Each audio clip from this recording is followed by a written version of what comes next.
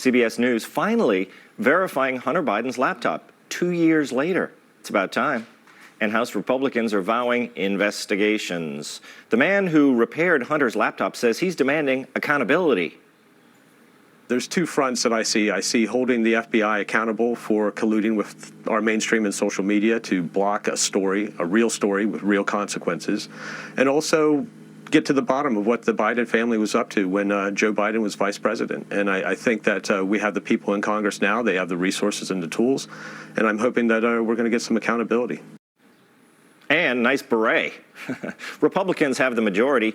Will the big guy face the hot seat? The panel is back. Charlie Hurt, Juan Williams, and Spike Cohen. Spike, what do you think? Do you want more investigations?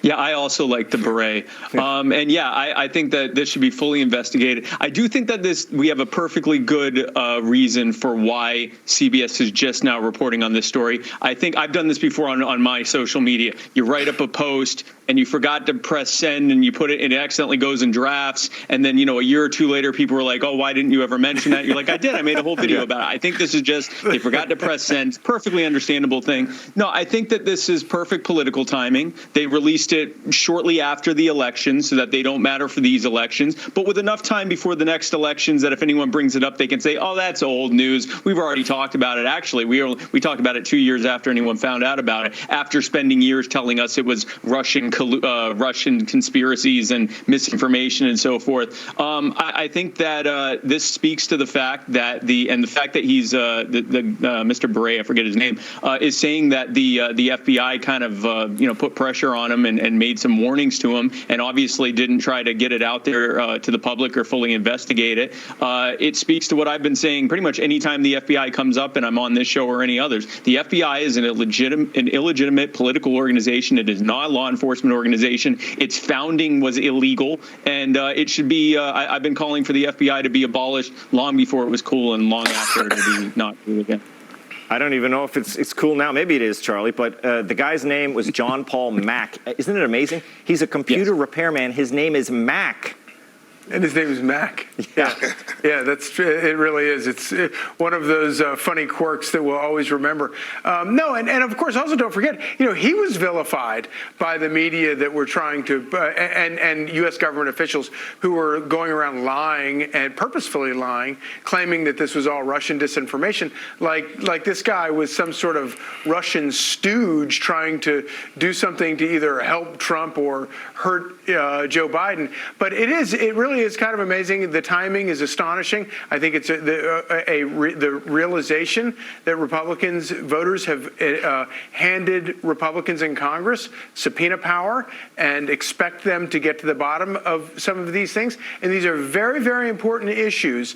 And they're not, this is not just partisan political bickering. These are really important issues that go to the heart of our foreign policy and the degree to which this administration has been hijacked, has been paid off by powerful enemies in this world, whether it's in China or Mexico or the government of Ukraine, or for that matter, operators in Moscow have paid off the Biden family to get the kind of foreign policy that they want. I can't think of anything more vitally important for the American people to know about.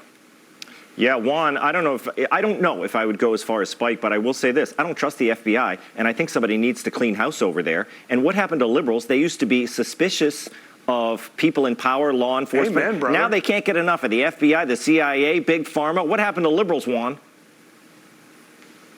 I don't know. I think that's crazy, because you're exactly right. I mean, I've written some history, and boy, liberals couldn't stand the FBI, J. Edgar Hoover and that gang.